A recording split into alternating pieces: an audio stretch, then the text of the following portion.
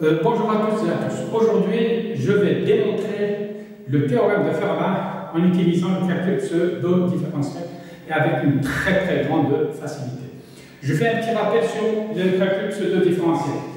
Si j'ai un polynôme p de x, y égale x de moins 4x, y plus 3y de moins 7x puissance y égale à 0, les pseudo-dérivés p de p sur dx, c'est x, ça c'est moins 2y, moins 7, moins 2y plus 3y plus 11 égale à 0. Je résume les systèmes. Les solutions du système appartiennent à l'ensemble des solutions du polynôme. Et le contraire n'est pas vrai. Les solutions de 1 n'appartiennent pas, c'est les solutions du système de pseudo-dérivés qui appartiennent à l'ensemble des solutions du polynôme. Je trouve x égale 1, y égale à moins 3 ici. Si je remplace, je vais trouver que ça vérifie. Donc, si j'ai un polynôme p de x, y, z, x, n, y, m, z, q, la pseudo-dérivée par rapport à x, c'est n, x, n moins 1, je garde ces deux-là, et je fais la somme n, 1 plus q. La pseudo-dérivée par rapport à y, c'est m, puisque j'ai dérivé par rapport à n, y, n moins 1, et sur la somme des exposants, c'est la même chose pour la pseudo-dérivée partielle par rapport à z. Si j'ai 1, je peux avoir x0, y puissance 0, z puissance 0, donc dh sur dx, c'est 0, x moins 1, y puissance 0, 0. Sur la somme, ça donne 3, 0. Je simplifie le 0 avec 0, ça donne 1 sur 3x. La pseudo-dérivée partielle par rapport à y, ça donne 1 sur 3y. Et la pseudo-dérivée par rapport à z, ça donne 1 sur 3z. Donc ici, le 0 sur 0, ça se simplifie. Je reviendrai encore là-dessus dans les prochaines vidéos sur l'algèbre 0. Oui, on démontre le théorème de Fermat. Je prends un polynôme q de x, y, z égale x puissance 4 plus y puissance 4 moins z puissance 4 plus un autre polynôme p de x, y, z plus ax plus by plus cz égale à 0. Je fais les pseudo-dérivés. p dp sur dx, x3 plus p dp sur dx plus a égale 0, p dp sur dy, p dp sur dz. Les solutions de ce système, l'ensemble des solutions de ce système appartiennent à l'ensemble des solutions du polynôme q de x, y, z. Maintenant, quand je fais la somme avec x3 plus y3 plus z3 plus pdp sur dx, pdp sur dy, pdp sur dz plus a plus b plus c égale à 0. Moi, je pars du principe que x4 plus y4 moins z4 différent de 0 pour toute valeur de n supérieure ou égale à 3. Pardon. C'est 4, donc c'est supérieur, c'est différent de 0.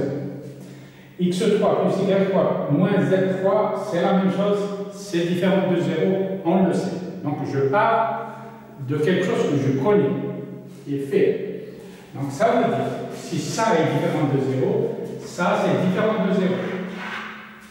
Et c'est la même chose, ça c'est différent de 0. Bien sûr, quand je résous le système, ça veut dire pourquoi j'ai mis a, x plus b égale plus c, c'est quand je résous ici, je vais trouver la valeur de a. Quand je résous ici, je trouve la valeur de b. Quand je résous ici, je trouve la valeur de c. Ça veut dire si je remplace x, y, toutes les valeurs possibles de x, y, z entières jusqu'à l'infini, c'est démontrer que ça, c'est différent de 0 et ça, c'est différent de 0. Voilà.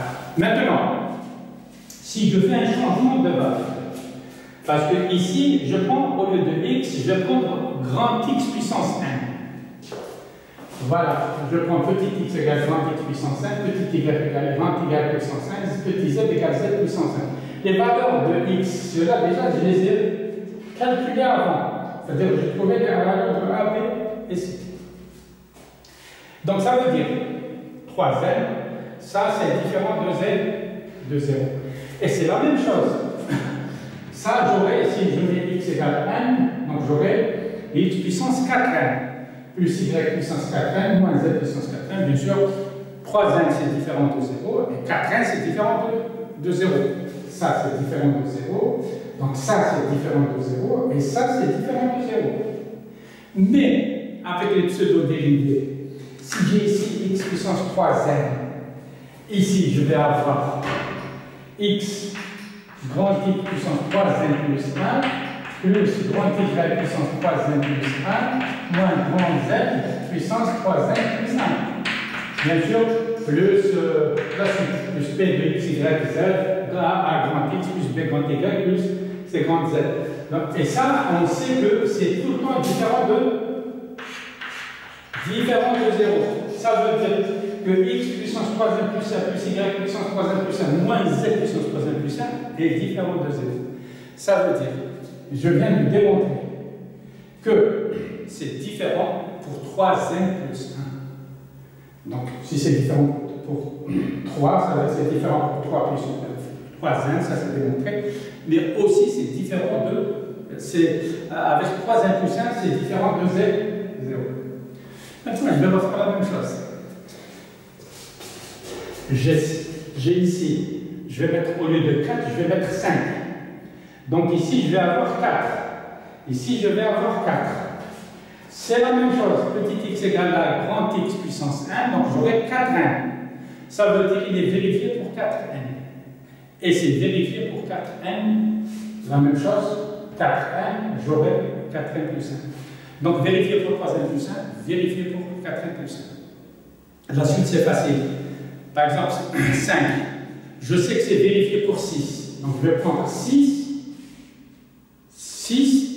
Et 6, c'est le multiple de 3. Et 5, c'est le multiple de 4 plus 1. C'est 4 plus 1. C'est 4n plus 1. Donc si c'est vérifié 6, 5, donc j'aurai 5n plus 1. C'est la même chose. 8 et 6. 8, c'est un multiple de 4. 6, c'est un multiple de... 7, 8 et 7. 8 c'est un multiple de 4, 7 c'est un multiple de 3n plus 1. Donc, vérifié pour 8, 7. Donc, c'est vérifié pour 7n plus 1. Pour 11, 12, 10. 12 c'est un multiple de 3, 10 c'est un multiple de 5. Plus 1. 11 c'est un multiple de 5 plus 1. 2 fois 5, 10 plus 1. Donc, c'est vérifié pour 11, 1 plus 1. C'est la même chose pour 13. C'est 14, 13. 13, c'est 4 fois 3, 12 plus 1. Et 14, c'est 2 fois 7. Donc, c'est vérifié pour 13n plus 1. 13n et 13n plus 1 jusqu'à l'infini. Voilà le théorème de Fermat. Il est démontré avec une très très grande facilité. Merci.